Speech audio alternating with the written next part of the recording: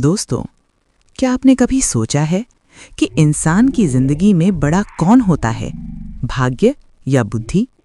अगर भाग्य ही सब कुछ होता तो मेहनत करने वालों को संघर्ष क्यों करना पड़ता? और अगर सिर्फ बुद्धि ही सब कुछ होती तो मौके अचानक क्यों मिलते?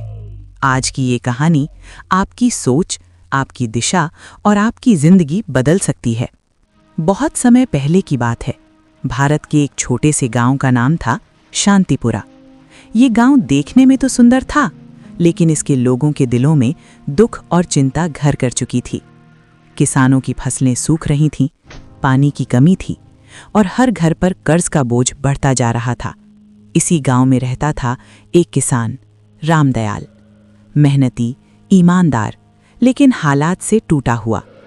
रामदयाल रोज खेत जाता, सूखी मिट्टी को देखता और आसमान की तरफ देखकर बस एक ही बात कहता, शायद हमारा भाग्य ही खराब है।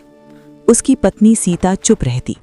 बच्चे मोहन और गीता अपने पिता की चिंता समझते थे, लेकिन कुछ कर नहीं पाते थे। घर में मेहनत थी, लेकिन उम्मीद नहीं। गांव के बीचों बीच एक पुराना बरगद का पेड़ था। उसी पेड़ पर एक बूढ़ा कबूतर और उसकी संगिनी रहते थे। गांव वाले कहते थे, ये साधारण पक्षी नहीं है, इनकी आंखों में अनुभव छुपा है।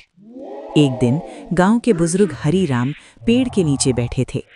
तभी अचानक कबूतर बोला, भाग्य और बुद्धि में बड़ा वही है जो मुश्किल समय में सोचने की ताकत रखता है। पूरा गांव सन्न रह गया। कोई डर गया, कोई हंसने लगा तो कोई बोला, ये कोई चमत्कार है। लेकिन रामदयाल चुपचाप सोच में पड़ गया। उसने पहली बार महसूस किया, शायद दोष भाग्य का नहीं, शायद कमी हमारी सोच में है। अगले दिन गांव में एक बैठक रखी गई। सबने अपनी समस्याएं रखीं, सूखा, बेरोजगारी, गरीबी। तभी कबूतर फिर बोला, समस्या बड़ी नहीं होती, हमारी सोच छोटी होती है। तब मोहन, रामदयाल का बेटा, बोला, अगर हम बारिश के पानी को जमा करें, अगर हम मिलकर काम करें। पहली बार लोगों ने भाग्य को कोसने की जगह सोचना शुरू किया। गांव वालों ने तालाब साफ किए, मिट्टी के बांध बनाए, पानी बचाने की कोशिश की। गर्मी आई, पसीना बहा, लोग थक गए। कुछ बोले, छोड़ो, किस्मत में नहीं है।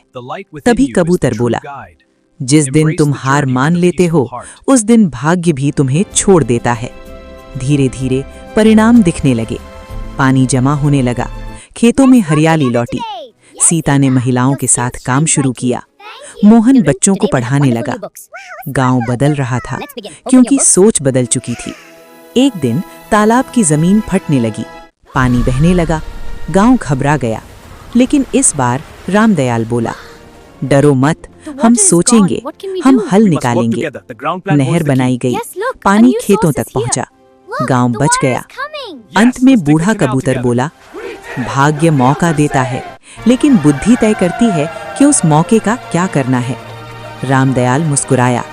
अब वो जान चुका था, भाग्य को कोसना आसान है, लेकिन बुद्धि से हालात बदलना सच्ची ताकत है।